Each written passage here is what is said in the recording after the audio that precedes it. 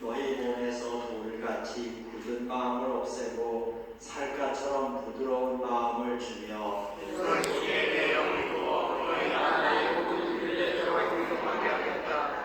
그러면 너희가 내 모든 규례를 지키고 실천할 것이다. 같이 읽습니다. 그때 내가 너희 조상에게 부탁하면서 너희가 나서서 너희 내 백성이 되고 나는 너희의 하나님이 될 것이다. 아멘. 그때 나와서 인사하십시다. 하게 되는데 오늘부터 여기 지하에서 까지 말씀을 보았습니다. 에레미야 애가가 있는데 에레미야 애가란 말은 슬픔의 노래다. 그 애자는 슬픈 애자입니다. 그래서 에레미야 애가를 읽으면 아 슬프다 이렇게 시작이 됩니다. 그래서 슬픔의 노래다. 그 왜 슬픔의 노래냐? 나라가 망하는 것을 보고 그 슬픔의 노래를 불렀는데 사실은 이 에레미야 애가는 누가 지었는지 저자가 분명하지 않습니다. 그냥 에레미야 애가가 아니라 에레미야자를 빼고 애가라고만 되어 있어요.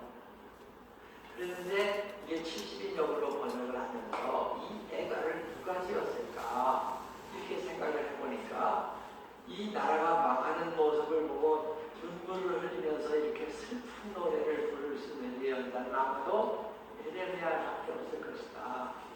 이 나라가 망해가는 과정을 다 지켜본 예언자는 에레미야예요. 에레미야. 그래서 에레미야를 거기다 붙여서 에레미야서 바로 뒤에다가 에레미야 애가라고 붙여서 둘을 이어놓았어요.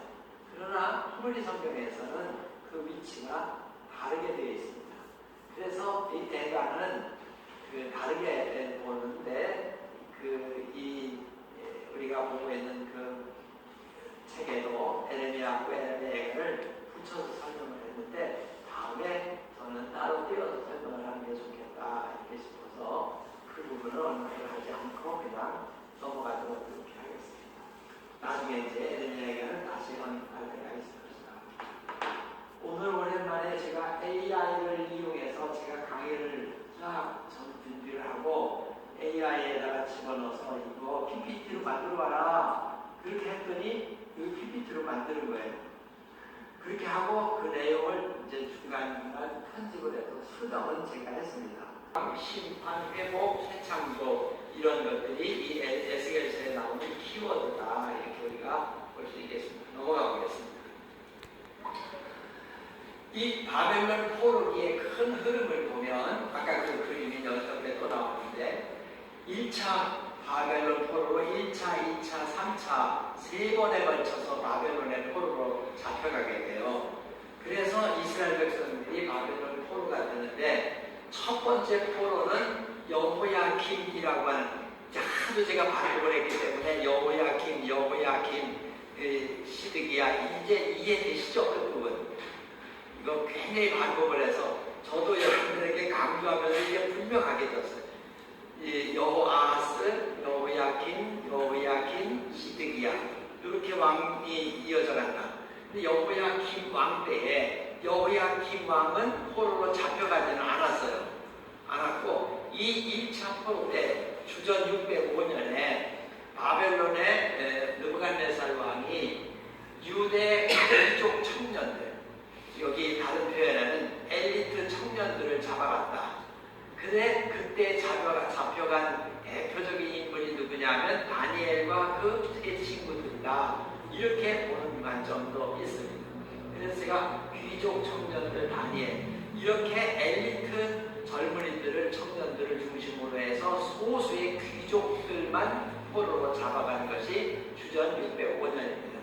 그 후에 이제 여호야김 왕이 죽고 여호야긴 왕이 되었는데 597년에 그로부터 약 12년이 지났죠. 605년에서 597년으로 맞나요? 네, 그렇죠. 약 12년이 8년쯤 지난 거죠. 왜냐하면 600년까지 5년이 있고 997년에서 97년까지 3년 이렇게 더하면 8년이 있어요. 약 8년 후에 여호야킨 왕 때에 여호야킨 왕을 잡아갑니다. 이때는 왕이 잡혀가요. 그때 끌려간 인물 중에 대표적인 인물이 에스겔이었을 것이다. 에스겔이 두 번째 포로로 잡혀갔대. 근데 이때에 누구를 주로 잡아갔냐? 기술자 1만 명을 잡아갔다. 여러분, 우리가 임진왜란 때에도 우리나라에 기술자들을 잡아갔어요. 그 중에 대표적인 것이 이번에 우리 여행 다녀왔을 이산평이라고 그 도공들. 그래서 일본 도자기가 우리나라에 끌려간 임진왜란 때 끌려간 도공들이 일본의 그 도자기 문화를 꽃피우고 그 도자기 문화를 꽃피운 이들이 어디로 또 가요? 프랑스나 유럽으로 가서 유럽의 도자기 문화를 꽃피우게 됐다. 이제 이런 얘기 지난번 우리 여행 때도 들었는데 마찬가지로 기술자들을 중심으로 해서 약 1만 명의 사람을 잡아간다. 그렇게 이게 2차 포로예요. 그 2차 포로 때에 에스겔이 잡혀갔어요. 그리고 잡혀간 지 5년째 되는 해. 이게 날짜로 따지면 97년에서 93년이면 4년밖에 안 되지만 97년부터 쳐봐요. 97, 96, 95, 94, 93 몇 년째? 5년째 되는 해. 내가 포로로 잡혀. 자, 1장을 찾아봐. 에스겔서 1장 1절. 때는 제13년 셋째 달 5일이었다. 그때 내가 포로로 잡혀온 사람들과 함께 그발 강가에 있었다. 나는 하늘을 열어 보여주신 환상을 보았다. 자, 여호야킨 왕이 포로로 잡혀온 지 몇 년째가 되는 해? 5년째가 되는 해. 그날 5일에 주님께서 바벨로니아 땅 그발 강가에서 누구를? 부시의 아들인 나 에스겔 제사장, 이 사람이 제사장, 에스겔은 제사장, 특별히 말씀하셨다. 거기에서 주님의 권능이 나를 사로잡았다. 여기 여호야킨 왕 때에 잡혀온 지 5년째 되는 해. 그래서 5년째 치니까 5년 됐죠? 그래서 593년에 에스겔이 그발강가에서 소명을 받았다. 이 그발강이라는 것은 어느 날로 따지면 어디쯤 되냐? 이라크에 강이 두 개가 흘러가요. 이라크 지역에 하나는 유프라테스 강, 또 하나는 티그리스 강. 그 유프라테스, 티그리스 강, 그 강가에서 벌어진 피어난 문명이 무슨 문명?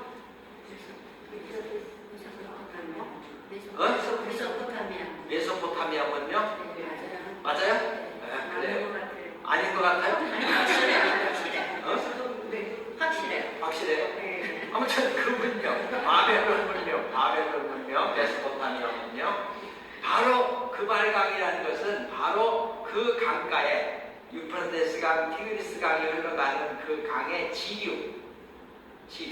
우리나라도 이 남한강, 북한강이 쫙 흘러가지만 이 남한강, 북한강으로 흘러 들어오는 지류, 작은 강들이 있잖아요. 그래서 대략 따져보면 이라크의 수도가 어디죠?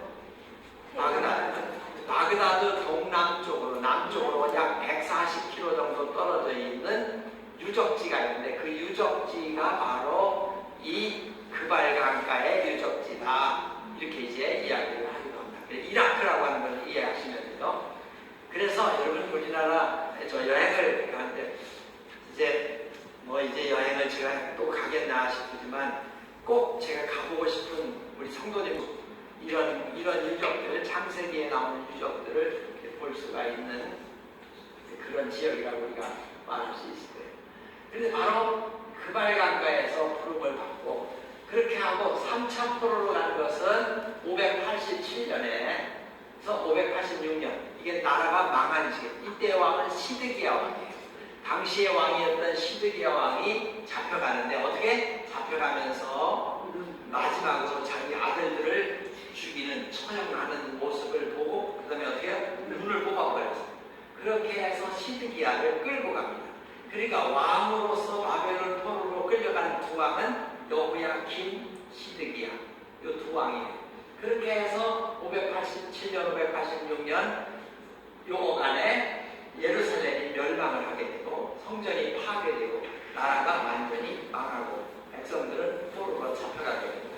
1차, 2차, 3차 포로로 잡혀갔고 593년에 에스겔이 소명을 받고 그 다음에 539년에서 538년 이때에 이제 바벨론 제국이 멸망을 해요. 멸망을 하고 고레스라고 파사 페르시아 제국이 새로운 페르시아 제국이 일어나게 돼요. 그 페르시아 제국의 첫 번째 왕이 누구냐? 고레스라고 하는 왕이에요. 고레스. 이 세계사에서는 이 고레스 왕의 호칭이 조금 달라요. 그래서 고레스라고 하는 왕이 칙령을 내려서 귀한 명령을 내려요. 돌아가서 뭐하냐? 성전 지어라.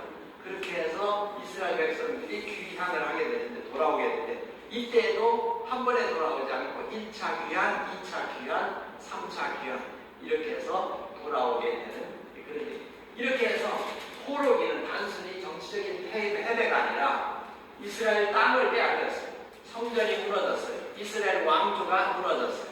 그래서 땅과 성전과 왕조가 완전히 붕괴된 것이 바벨론 포로기나 그 포로기 중간에 에스겔이 소명을 받았다. 됐죠? 넘어가겠습니다. 아까 저 앞에서 제가 바벨론 포로 기간 동안에는 땅을 빼앗겼다. 약속의 땅이 이 땅은 무슨 땅이 하나님이 약속하신 땅인데 그 약속하신 땅에서 백성들이 포로로 끌려가기 때문에 땅을 잃어버린 거예요. 땅을 약속의 땅을 잃었다. 그 다음에 예루살렘에 성전을 지었는데 성전이 파괴됐어요.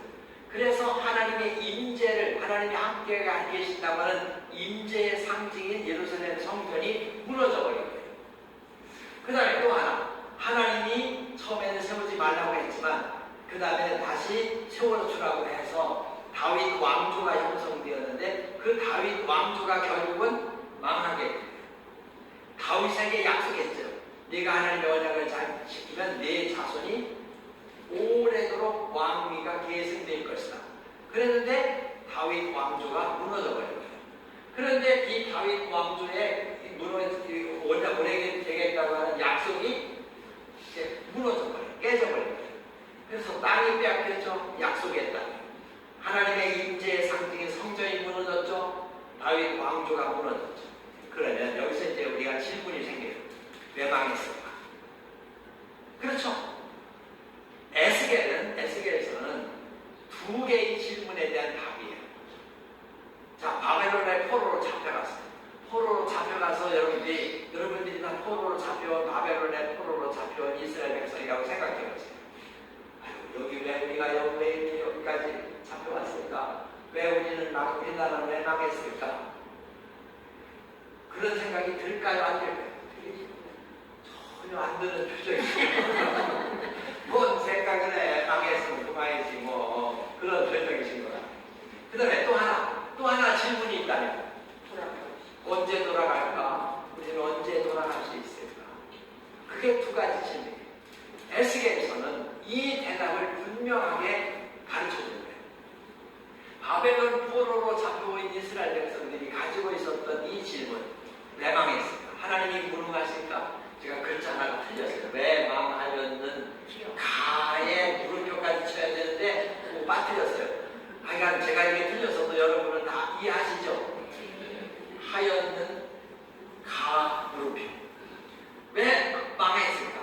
하나님이 무능하실까? 아니 전능하신 하나님이 무능해서 망했을까? 아니 그게 아니면 언약 백성, 하나님의 거룩한 백성이 하나님의 거룩함을 배반했는가? 그래서 망했을까? 뭐예요? 이거죠. 아까 우리가 에스겔서 36장 읽었는데 너희들이 다 여기저기 흩어져서 내 이름의 거룩함을 벗었다. 아까 읽었던 기억 한번 보세요. 뭐라고 그래요? 36장. 내 거룩한 이름이 더럽혀지는 것을 그대로 둘 수 없다. 22절. 가는 곳마다 더 높여놓은 내 거룩한 이름을 회복시키려고 한다. 그죠? 거룩한 이름, 하나님의 거룩함을 이스라엘 백성이 다 짓밟아요. 다 더럽게 만들어. 그래서 하나님의 거룩을 배반해서 망하게 했을까? 이 질문을 가질 수밖에 없습니다. 넘어가겠습니다. 그런데 바벨론 포로로 잡혀갔는데 바벨론 포로로 잡혀가기 전 그리고 후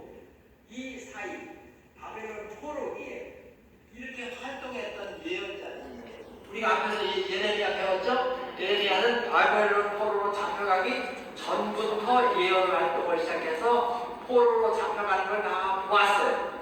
그리고 예레미야는 어디로 잡혀갔어요? 예레미야 자신도 이집트로 잡혀갔어요. 그래서 이집트에 가서 죽어. 그래서 포로기 전후의 예언자들이 예레미야예요. 첫 번째.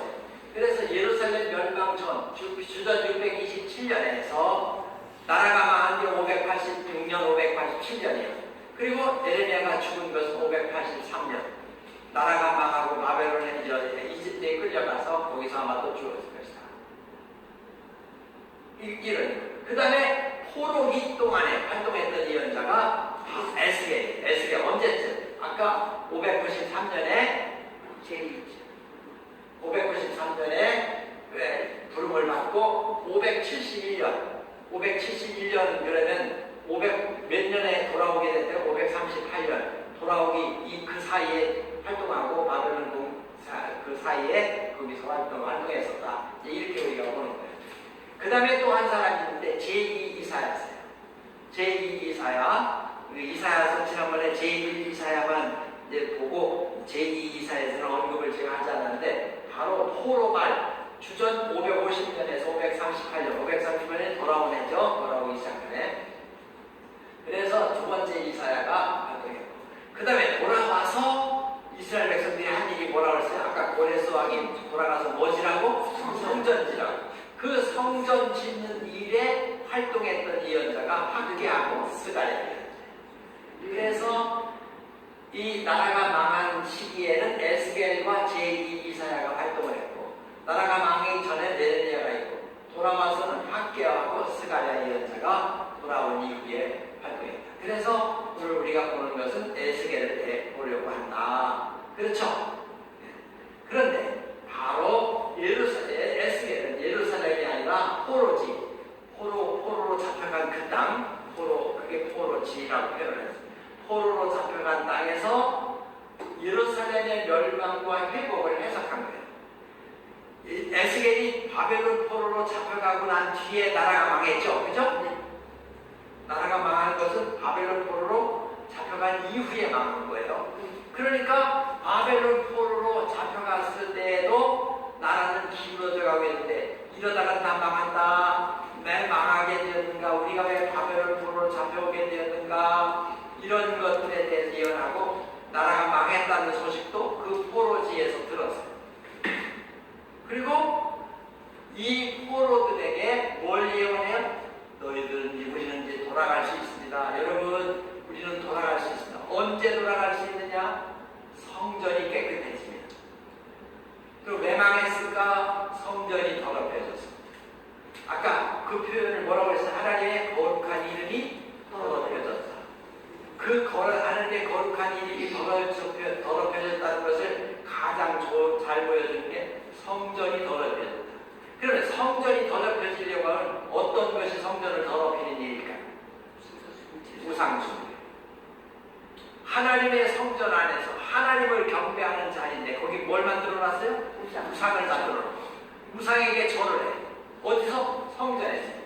그래서 하나님의 영이 어떻게? 아유 이 더러워진 성전에 내가 못 있겠다. 그래서 어떻게? 성전에서 떠나. 하나님의 영광이 떠나가는 거예요.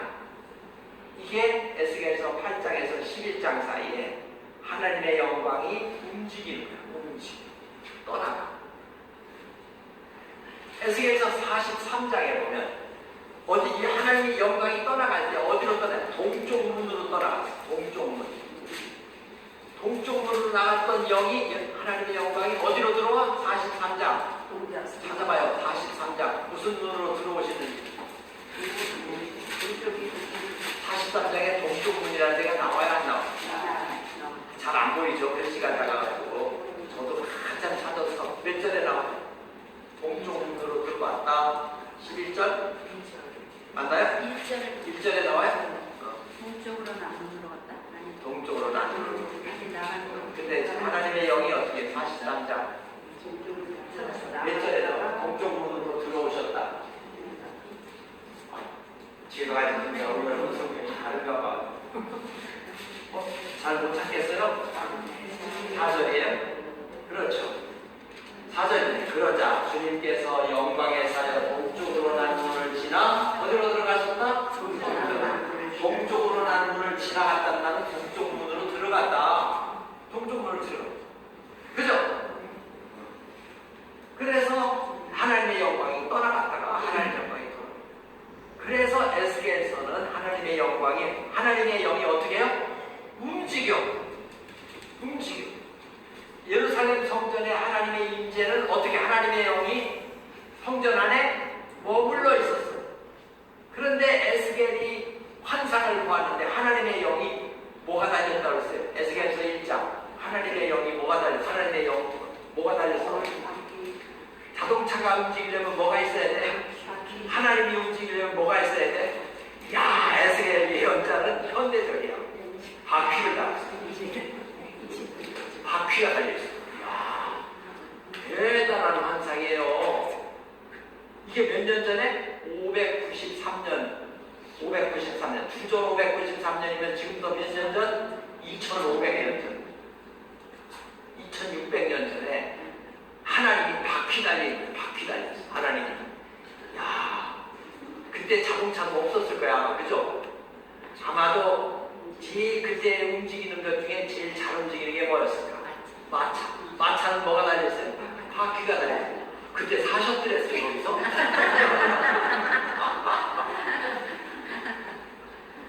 에스겔이 딱 환상을 봤는데 하나님이 구름들에 쌓여서 바퀴가 되어서 막 돌아다니면서 움직이는 거야. 그런데 하나님의 영이 움직이던 시대가 있었어. 언제 움직였어? 하나님의 영이 막 움직였어. 이스라엘이 망하는. 아니, 뭘 이렇게 어렵게 생각해. 출애굽. 출애굽 때 어떻게 움직였어요? 하나님이 어떻게 움직이셨어? 하나님의 임재가 어떻게 움직였어? 성막. 이스라엘 백성들이 움직이면 성막을 다 걷어가지고 뭘 따라가? 불기둥을 따라서 가는 거예요. 가가지고 멈추면 멈춰. 그럼 성막을 거기다 펼치고 텐트를 치고, 성막은 텐트 중에 성막이에요. 막은 무슨 막대? 텐트야, 텐트. 여러분, 텐트는 뭐예요? 고정이 아니야. 움직이는 거야. 여기서 텐트 치고 밤 자고 일어나서 또 한참 걸어가서 또 텐트 치고. 캠핑 안 해보셨어요? 요즘은 텐트도 안 움직여. 글램핑을 가니까, 그죠? 글램핑. 안 가보셨구나. 글램핑이 뭔지 모르시죠?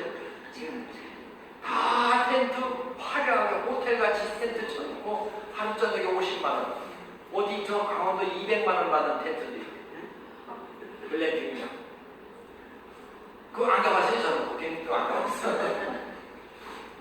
요즘 제가 한참 부목사 때 캠핑 엄청 다녔어요. 제가. 하여간 얘들 데리고. 그래서 그때 캠핑 움직이시는 거야. 그래서 성막의 모든 기구에는 뭐가 달려있어? 바퀴가 달려있는 게 아니라 뭐가 달려있어요? 채가 달려있어요. 채는 뭐예요? 가마채. 임금님 태국을 태우고, 신부 태국 갈 때, 들고 갈 때 움직이려면 어떻게? 가마채. 그래서 어깨에다 메고 가마를 메고 가듯이 성막의 기구는 다 채가 있었어요. 움직이신 하나님. 근데 이 움직이신 하나님이 고정된 하나님으로 된 게 언제예요? 솔로몬 임금님. 뭐 짓고 나서? 성전을 짓고 나서. 그래서 다시 에스겔은 그걸 본 거예요. 성전이 다 무너졌다. 걱정 말아요. 하나님은 바퀴 달린 하나님이야. 움직이신 하나님이야. 그래서 예루살렘 성전에만 계신 하나님이 아니라 바벨론의 포로로 잡혀갔는데 그 포로로 잡혀간 포로들이 있는 땅, 그곳에 하나님의 영이 오신 거야. 이게 새로운 개념. 이 개념이 신약 성경으로 이어져요. 예수님 당시에 예루살렘 성전이 있었어요. 예수님이 성전에 들어가서 뭐 했어요? 다 뒤집어 엎으셨어요. 성전에서 장사치가 움직이고 말이야. 돈 받고 말이야. 다 뒤집어 엎었어요. 뒤집어 엎은 다음에 예수님께 승천하시고 예루살렘 성전에서 성령을 보내셨다 1번. 예루살렘 성전으로 성령을 보내지 않고 마가의 다락방에 기도하는 성도들의 마음, 심령 안에 성령을 보내셨다. 1번이 2번. 그 다음에 어떻게 돼요? 사람들이 돌아다니는데 그 성령이 우리 안에 있죠. 그래서 예수님이 뭐라 그래요? 천국이 여기 있다 저기 있대 현혹되지 말아라. 천국은 어디 있다? 네 마음 안에. 천국은 뭐예요? 하나님이 계신 곳, 성령이 계신 곳, 그게 천국이다. 개념이 달라졌죠. 이거를 이야기하는 예언자가 에스겔입니다. 그래서 이게 봐요.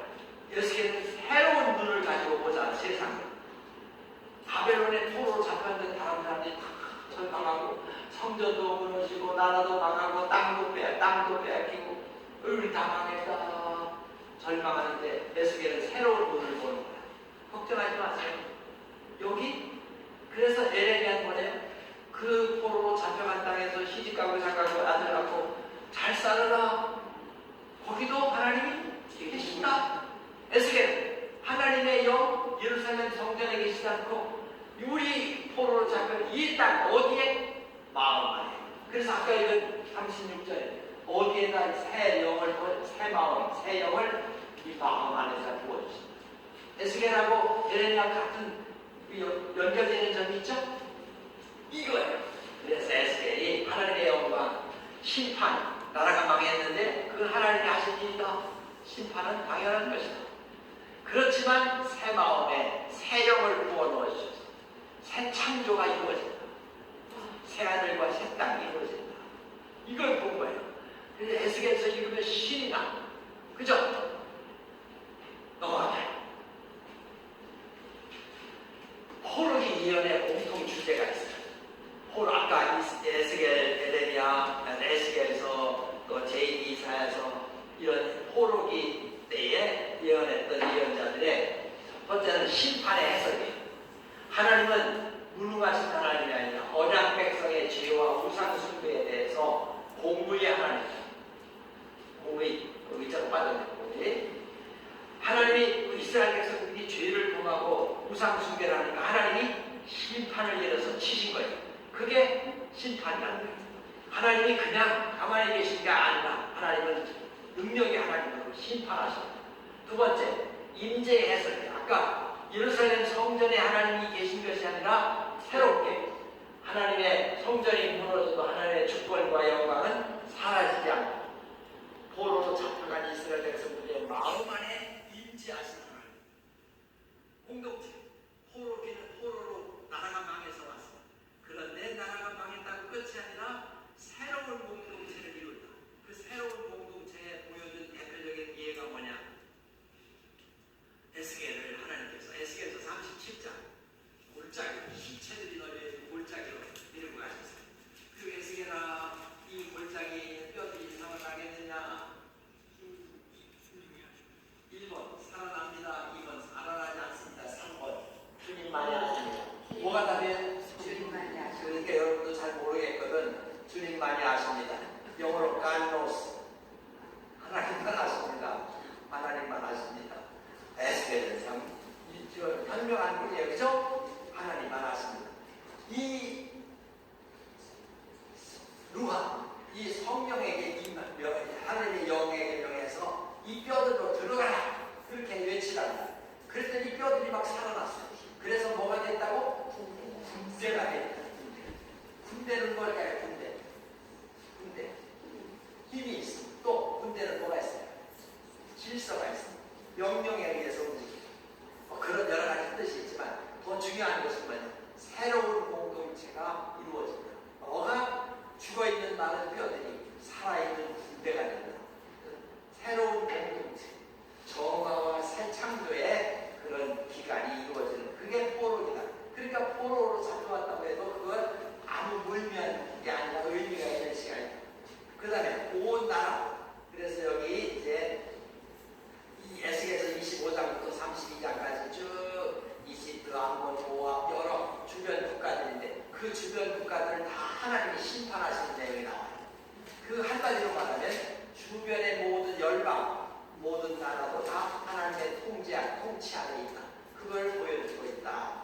이게 이 포로 시기에 있었던 예언자들의 예언의 중요한 네 가지 공통점. 넘어가요. 당시에 에스겔서의 국제적인 정세는 가운데 유다가 있어요. 중간에 땅이 애국이 있어. 애국 전통적인 의존 대사예요.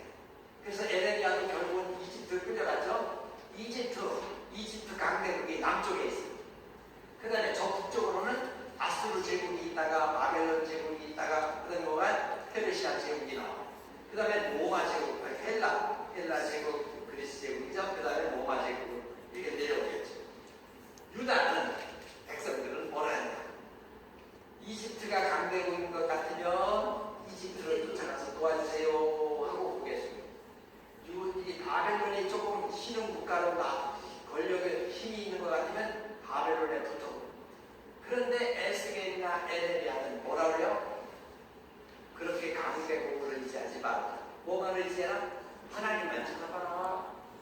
바로 당시의 유다 사람들은, 유대인들은 애국과 바벨론 사이에서 정치적인 생존 살아가려면 유다가 이집트가 강대국인 것 같으면 이집트로 가.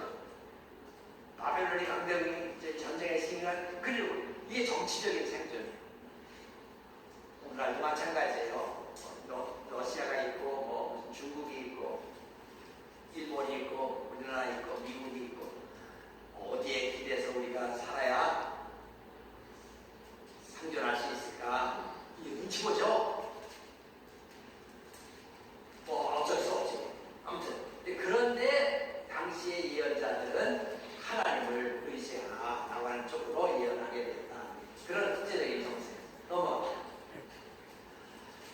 포로 공동체의 신학적 혼란이다 이렇게 제목을 붙여봤는데 에스겔이 깨뜨려야 했던 거짓 확신들, 당시에 포로로 잡혀와 있었던 사람들 중에 잘못된 생각을 가지고 있었던 사람들이 있었는데 그 잘못된 생각 4가지를 정리해봤어요. 첫째, 우리는 이제 곧 돌아갈 것이다. 에레미야 시기에도 그랬죠. 에레미야도 몇 년만 있으면 돌아올 수 있다고? 2년만 있으면 돌아와요. 여러분 그냥 잡혀갔다가 2년 후면 하나님 우리 금방 돌아갈 것이다. 그렇게 생각하고 있었어요. 그래서 에스겔은 그게 아니다. 에레미야도 마찬가지예요. 그거 아니다. 두 번째, 성전이 있는 한 유다는 망하지 않는다. 그런데 성전이 어떻게 됐어요? 파괴됐어요. 성전도 파괴되니까 나라도 망해요. 성전이 있으면 언약궤만 있으면 전쟁에 이긴다고 생각했어요. 누구예요? 엘리의 아들 둘째 홈리와 비누아스. 그래서 전쟁에 나갈 때 뭐만 메고 갔어요? 언약궤만 메고 갔어요. 뭐 어떻게 됐어요? 우리 사람들은 언약궤 빼고 갔어요. 세 번째, 다윗 왕조의 약속은 자동 보장이다. 다윗 왕조는 영원히 지속될 것이다. 다윗 왕조도 뭐야? 망했어요. 잘못됐어요. 우리의 고통은 조상들의 죄 때문이다.